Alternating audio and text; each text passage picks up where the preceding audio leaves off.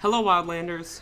This video is the first in a new series where we cover information that's shared about upcoming Wildlander changes and additions in Dylan's Twitch streams. For reference, Dylan is the owner of the Wildlander project. With this series, I will only be making videos covering updates / news and or interesting parts of Dylan's streams. If, for instance, there's no new updates in a stream or they are very minor, I will summarize 2 to 3 streams in a single video so that this series is more valuable. If you have any thoughts or ideas, please leave them below in the comment section. I am always looking to improve the content I put out. Now, there was some big news shared in this stream. As good as I can make it. And let's enjoy the ride, shall we? Because that's all really anything ever is the ride. So let's enjoy it. How's that sound? And with that, Wildlanders canceled. Wildlanders canceled.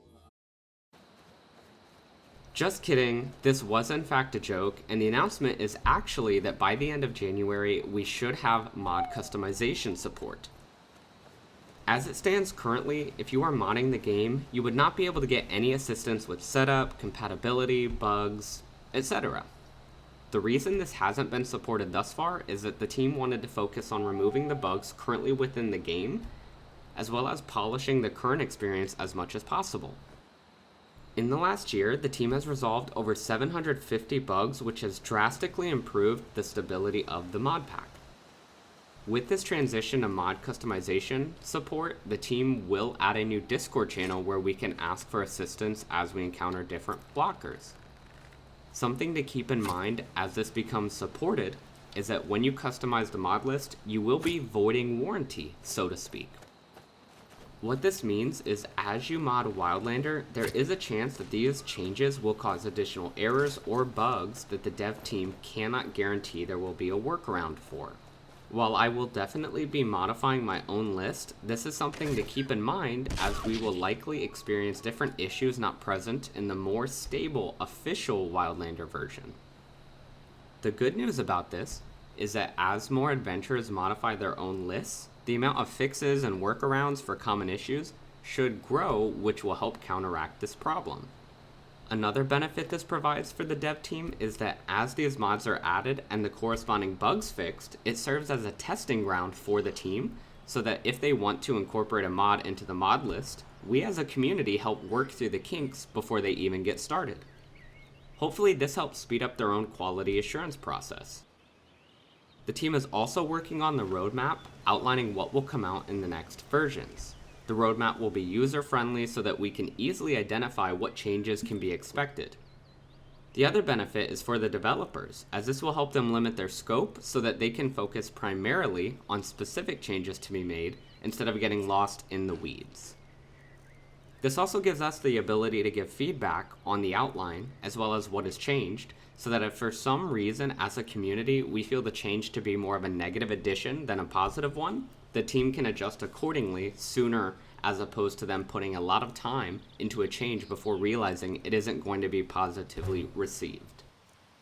Another welcomed addition coming near the end of January is a revamp of the Wildlander wiki. If you haven't used the current one, I do recommend checking it out. There is an abundance of useful information for the sometimes overwhelming size of Wildlander's changes to the vanilla game. They didn't go in depth into what this will look like. Using what I know about the current wiki, I am going to speculate that this will encompass the additions and changes coming in the update 1.2, as well as increase efficiency on some of the previously touched on topics currently in the game.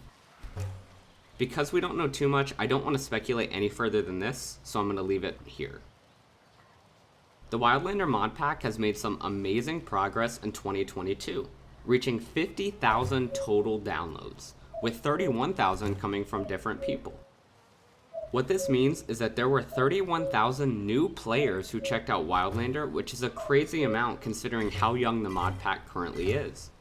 Props to the dev team for putting this mod pack together. Dylan took some time to share some sentimentality with us, talking a bit about the different roadblocks the team encountered putting together and maintaining Ultimate Skyrim, as well as Wildlander. Despite what may be thought about this, it isn't easy to make money from creating a freely downloadable mod pack, such as this one found on Wabbajack. I'm sure anyone who has sunk a large chunk of time into Wildlander or Ultimate Skyrim knows just how detailed and deep the mechanics Dylan and the dev team created go. Thankfully for the community, the team has found ways to stay afloat and keep on making the beautifully constructed world that Wildlander is. If you happen to enjoy Wildlander and have an extra $5 to support them, becoming a member of Dylan's Patreon community is one of the ways he was able to continue making this great content. Dylan did share with the stream a bit about the early loss of his mother and the faith she had that he would end up making games of his own someday. How right she was.